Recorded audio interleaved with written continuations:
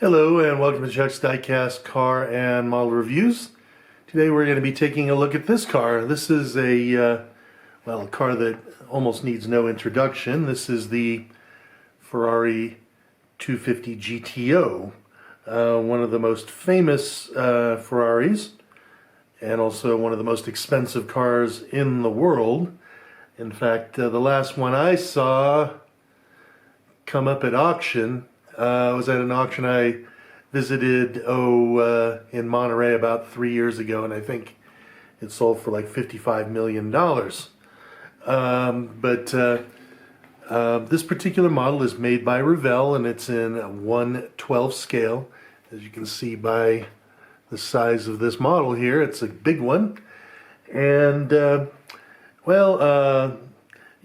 model is sort of one of those fill in my collection type models. You know, the GTO is one of my favorite cars, and this model is about the only one you can get at a reasonable price in this scale, but it does have a fair number of flaws which, had I known they existed, I may not have bought this model in the first place. We'll go ahead and discuss that later. Talking about this model itself, though, this is a representation, and this is taking a look here at the sort of Haynes book on the Ferrari GTO. This is chassis number 3767, which was built in July of 1962. This car was raced by David Piper, and it was raced in these colors because it was sponsored by BP, or British Petroleum. Their green and yellow colors there, which you'll see at their gas stations. It actually, didn't have any great racing history other than it did race at the Nürburgring. Here you'll see that I actually have a Scalextric model of it as well, when I ever get around to building my Scalextric track, I'll run that on the course. But that box does say that it raced at the Nürburgring in 1963. He won a race in South Africa in this, but really, the owner, David Piper, is, he was a racer, but he was honestly most known for being sort of a stunt driver in the movie Le Mans, the Steve McQueen movie, in that he was driving a car when it was wrecked during the filming of the movie, and he lost part of his leg. Now, I did actually get to meet Mr. Piper a few years back and get his autograph. He was at the Laguna Seca Raceway along with another bunch of Porsche drivers from back in the day, including Vic Elford and Gies van Lennep and so on and so forth. So I got his autograph and several other famous drivers' autographs at the same time. I guess it's time to just go ahead and take a look at the model now. Now, as I mentioned, this car does have some defects here and problems that are a bit upsetting if you're a Ferrari purist, and even with the detail of the model itself. Now, first of all, notice that the steering wheel is on the left-hand side. Well, actually, this particular car actually has the steering wheel on the right side. Most 250 GTR, or most of the 250 GTOs built did have left-hand drive, but a few did have a right-hand drive as well. I don't know how many of the 36 actually did have right-hand drive, but this one was one of them. And the funny thing is that the Scalextric also has the driver on the wrong side as well. But the other problems that I have here are basically in the details of the construction and so on and so forth. So here's one thing we'll talk about. First of all, notice that the roundel and the decal on the roundel, the bottom part is misplaced.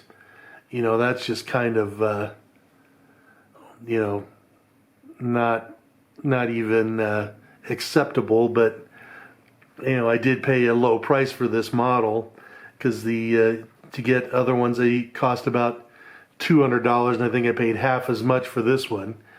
But you know, that's kind of inexcusable, really. And the other thing here is that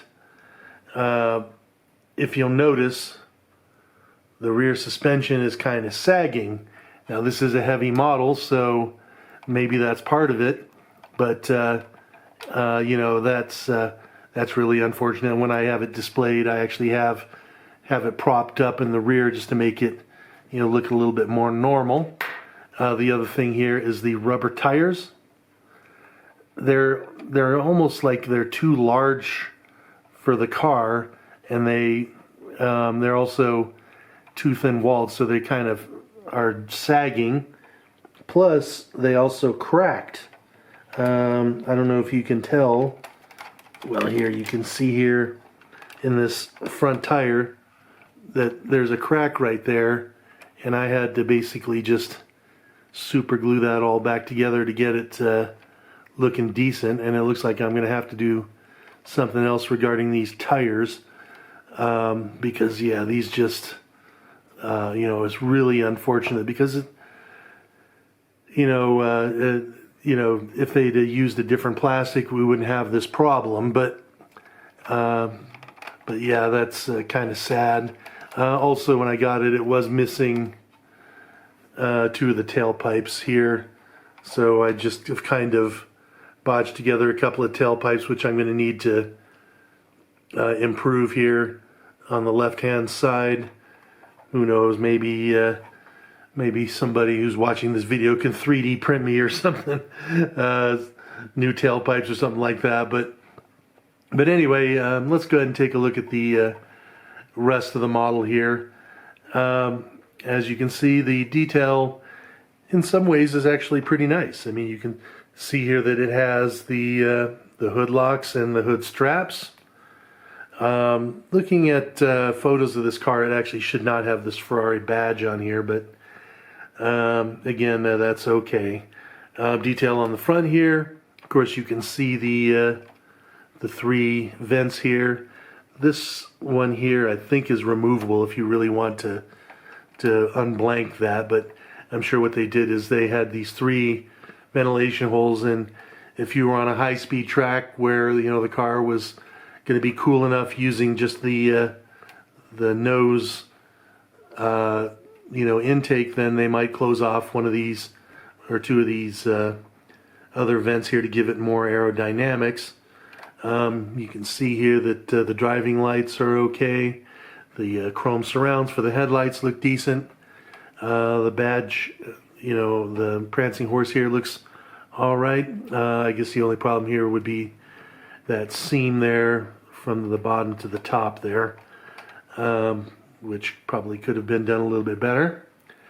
You can see here also it has clear plastic vents here on the hood, and I actually believe that once we open this hood up that we will find out that this is actually, oh come on, here we go, let's go ahead and get this open. That's actually ventilation for ducts for the engine, or I mean the passenger compartment, but I'm not exactly positive. But taking a look at this engine here, of course you can see the classic 3-liter V12 in there with the 6 Webers on top, and the detail is pretty decent. You can see the 2 distributors at the back, each having wiring coming out into the you know, the plugs, so that looks pretty decent. Exhaust under there is visible, as well as that looks like the oil filler right there. There's the oil filter, and you know, just some fairly decent detail in there, and so not bad in there. Taking a look at the rear of the car,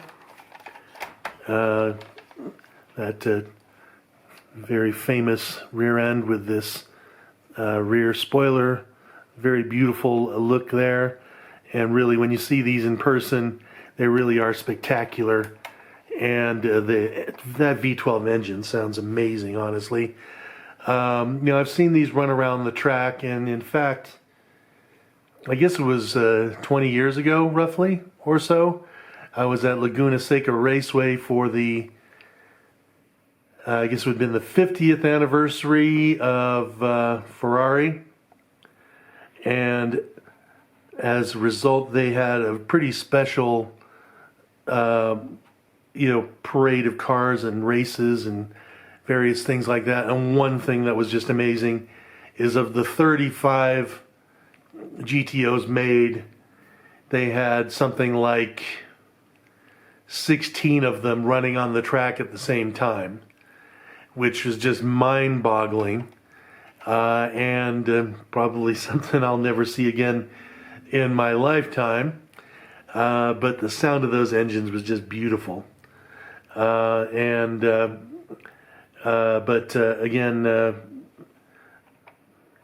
coming through those quad tailpipes there, yeah, it really did sound really good. The trunk doesn't open, but you can see the filler cap here, so this is actually just a fuel tank back here, so there wouldn't be much to see anyway. And when we take a look at the interior, I mean, the interior is actually pretty nice here. Okay, let me get it open here. You can see the detail in there is pretty good. The gated shifter looks good. The center, the instrument cluster looks good, and that, Nardi wheel looks really nice there too. So maybe there were some flaws in this construction of the design of the car, leading to the sagging suspension, but at least they did a nice job on the interior. The seat belts are painted.